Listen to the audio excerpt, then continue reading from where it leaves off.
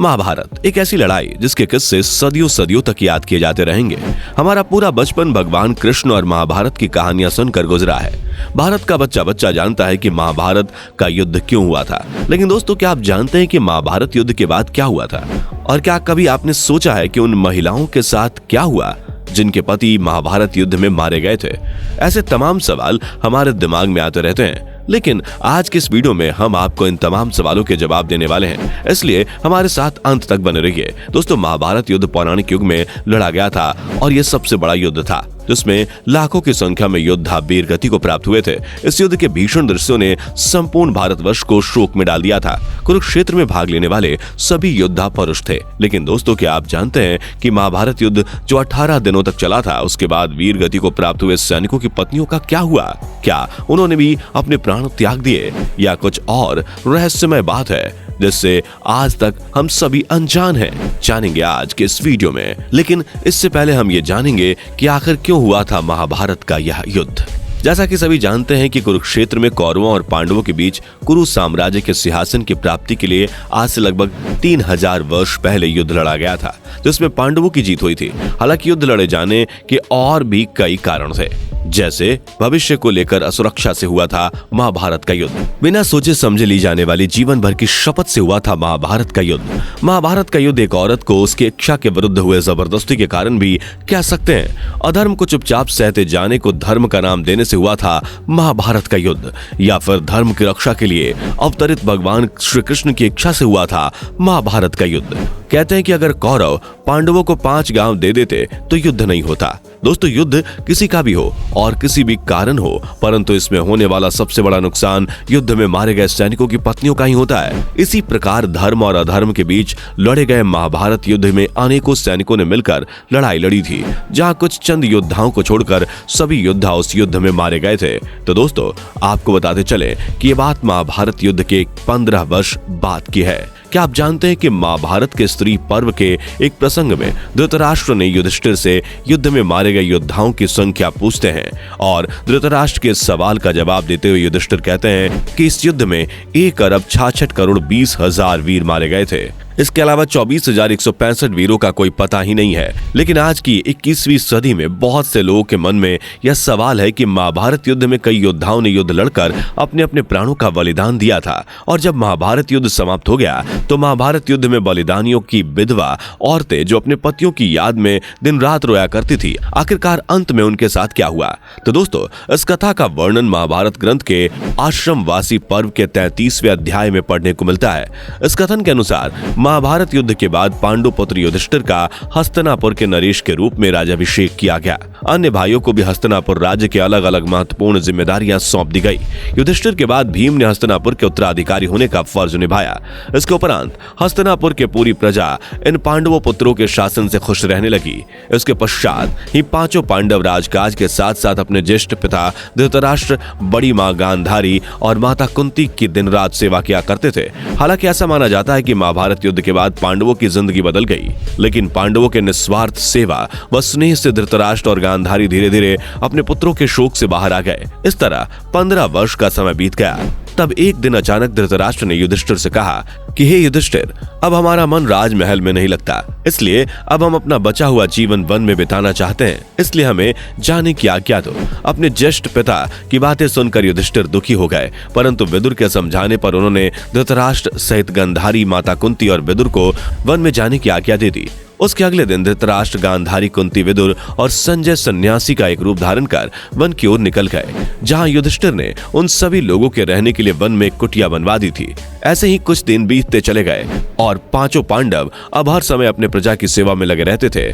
पांडवों की सेवा से हस्तिनापुर की प्रजा तो खुशहाल थे, लेकिन महाभारत युद्ध में विधवा हुई स्त्रियां अक्सर शोक में रोया करती थीं, पर इसका आभास उन्होंने कभी भी अपने राजा को नहीं होने दिया। युधिष्ठिर ये सब जानते थे और उनके दर्द को महसूस करते थे, लेकिन चाहकर भी उनके दुखों को कम नहीं कर सकते थे, क्योंकि उन्होंने खुद अपने आंखों से अपने लोगों को युद्ध में मरते हुए देखा था। ऐसे ही समय बीतता चला गया और कुछ समय बाद एक दिन पांडवों में सबसे छोटे भाई सहदेव को माता कुंती से मिलने की इच्छा उत्पन्न हुई। सहदेव ने अपनी इच्छा शेष 4 पांडव भाइयों से जाकर कही। सहदेव की बातें सुनकर शेष 3 पांडव भीम, अर्जुन, नकुल और उनकी पत्नी द्रौपदी के मन में भी माता कुंती से मिलने की इच्छा जागृत हो उठी।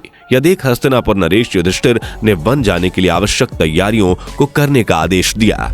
अगले दिन पांचों पांडव द्रौपदी के साथ वन की ओर चल पड़े। यह देख हस्तिनापुर की प्रजा भी उनके साथ चल पड़ी। उन लोगों में विधवा स्त्रियां भी थीं, जिनके पति महाभारत युद्ध में वीरगति को प्राप्त हुए थे। वन पहुंचकर पांचों पांडव उस आश्रम में गए जहां धृतराष्ट्र, गांधारी, माता कुंती, विदुर और संजय निवास कर रहे थे और बाकी के हस्तिनापुर निवासी एक माह तक उसी आश्रम के आसपास निवास करने लगे। कुछ दिन बाद एक दिन पांडव के पितामह महर्षि वेदव्यास जी धृतराष्ट्र के उस आश्रम में पांडवों से मिलने आए थे, परंतु वहां महर्षि वेदव्यास जी ने देखा कि पांडव सहित हस्तिनापुर के सभी निवासी भी युद्ध में मारे गए अपने बंधुओं और घर वालों के शोक में डूबे हुए हैं। यह देख महर्षि वेदव्यास जी ने सभी से कहा कि आप लोग युद्ध में वीरगति को प्राप्त हुए परिजनों की चिंता व उनका शोक मत बनाइए। वे सभी स्वर्ग या फिर दूसरे लोक में सुखपूर्वक निवास कर रहे हैं और अपने अपने लोगों में बहुत खुश हैं। परंतु महर्षि वेदव्यास के इन बातों से भी उन लोगों का शोक दूर नहीं हुआ। तब महर्षि वेदव्यास ने सभी से कहा कि अगर आप लोगों को मेरे द्वारा कही गई बातों पर विश्वास नहीं हो रहा है तो आज रात मैं आप सभी को आपके अपने परिजनों से मिलवाऊंगा। तब तुम सभी स्वयं ही उनसे मिलकर उनका हाल पता कर लेना। यह सुन पांडव सहित सभी हस्तिनापुर के निवासियों के चेहरे पर हल्की सी आश भरी चमचमाती हुई मुस्कान उभर आई। जिस आश्रम के पास वन में सभी निवास कर रहे थे वह गंगा नदी के तट पर स्थित था। तब महर्षि वेदव्यास जी सूर्यास्त होने से पहले सभी को लेकर गंगा तट पर पहुंचे, जहां सूर्यास्त के बाद उन्होंने तपस्या के बल पर महाभारत युद्ध में मारे गए सभी योद्धाओं को बुला लिया। महर्षि के बुलाने से सभी योद्धा एक एक करके गंगा नदी के जल से इस प्रकार बाहर निकले जैसे वो सभी गंगा नदी में ही वास करते हों। यह देख सभी हस्तिनापुर निवासी बहुत प्रसन्न हो गए और अपने अपने घर वालों से मिलकर उनका हाल चाल लेने लग गए। अपने मृत परिजनों को अपने सामने खड़ा देखकर पांडव सहित हस्तिनापुर के सभी निवासियों का खुशी का ठिकाना न रहा। फिर सभी ने अपने परिजनों से बात की, तब जाकर उन्हें विश्वास हो गया कि उनके बंधु वास्तव में मृत्यु लोक के सभी कष्टों से मुक्ति पाकर अपने अपने लोकों में खुशी से निवास कर रहे हैं। इसलिए सभी के मन में अपनों का मृत्यु का जो शोक था वो हमेशा के लिए समाप्त हो गया। लेकिन कुछ ही समय बाद अपने सभी भाई बंधुओं और परिजनों से मिलने और समय बिताने के बाद युद्ध में मारे गए योद्धा एक एक करके गंगा नदी में डुबकी लगाकर अदृश्य होने लगे। यह देख महर्षि व्यास जी ने वहां उपस्थित योद्धाओं की सभी विधवा स्त्रियों से कहा कि जो स्त्रियां अपने पति के साथ उनके लोक में जाना चाहती हैं वह गंगा माँ के इस पवित्र धारा में अपना जीवन त्याग करके जा सकती हैं। महर्षि के इतना कहती हैं वो सभी महिलाएं जो अपने पतियों से असीम प्रेम करती थी, उन सभी विधवा स्त्रियों ने गंगा के पवित्र जल में डुबकी लगाकर अपने जीवन को त्याग दिया और सभी अपने अपने पति के साथ उनके लोक चली गईं। महाभारत की विशालता और तत्वज्ञानी ढूंढता न केवल भारतीय मूल्यों का संग्रह है बल्कि हिंदू धर्म और वैदिक परंपरा का भी सार है। महाभारत की विशालता का अनुमान उसके पहले पर्व में ही दिए गए श्लोक से लगाया जा सकता है। जो यहाँ यानी महाभारत में है वो आपको संसार में कहीं न कहीं अवश्य मिल जाएगा, जो यहाँ नहीं है वो संसार में आपको अन्यत्र कहीं नहीं मिलेगा। दोस्तों, चचेरे भाइयों के बीच हुआ महाभारत युद्ध अपने आप में एक ऐतिहासिक और हैरान कर देने वाली आश्चर्यजनक घटना है जिससे हर कोई वाकिफ है। बहुत से लोगों का मानना है कि इस युद्ध के पीछे द्रौपदी की जिद थी। तो क्या आपको भी ऐसा लगता है कि द्रौपदी यानी कि एक औरत जिसने अपने आत्मसम्मान के लिए चचेरे भाइयों के बीच युद्ध करवाया था, या फिर कौरवों का अहंकार और लालच इस युद्ध का कारण बना? खैर, इन दोनों कारणों के अलावा कुछ ऐसे भी लोग हैं जो यह कहते हैं कि मामा शकुनी की वजह से महाभारत युद्ध की पृष्ठभूमि का निर्माण हुआ। चाहे जिन भी कारणों की वजह से इस भयंकर महाभारत युद्ध का निर्माण हुआ, लेकिन इस युद्ध में पांडवों की जीत तो हुई मगर बहुत से सैनिक व उनके साथ पूरे कुरुवंश का विनाश हो गया। आपको बता दें कि ऐसा कहा जाता है कि महाभारत युद्ध के बाद हस्तिनापुर पर पांडवों ने कुल 36 वर्ष राज किया। हालांकि इस बीच गांधारी के श्राप की वजह से यादव वंश का वजूद भी लगभग खत्म ही हो गया। अगर महाभारत में भगवान कृष्ण की बात करें तो एक शिकारी की तीर जो गलती से भगवान कृष्ण को लग जाता है जिससे उनकी मौत हो जाती है, जिसका मतलब है कि भगवान श्री कृष्ण अपना शरीर त्याग कर वापस बैकुंठ लौट जाते हैं। माना जाता है कि जब भगवान श्री कृष्ण बैकुंठ लौट जाते हैं तब इस बात की जानकारी पांडवों को महर्षि वेदव्यास जी द्वारा मिलती है और पांडव को इस बात से भी अवगत कराते हैं कि उनका और उनके चचेरे भाइयों का इस धरती पर जो जीवन लक्ष्य था अब वह पूरा हो चुका है। जिसके उपरांत युधिष्ठिर अपने प्रपौत्र परीक्षित को हस्तिनापुर का राज सौंपकर अपने चारों भाइयों और पत्नी द्रौपदी के साथ हिमालय की ओर निकल पड़ते हैं ताकि वो स्वर्ग जा सके। लेकिन होनी का लिखा आज तक किसी से बचा नहीं है।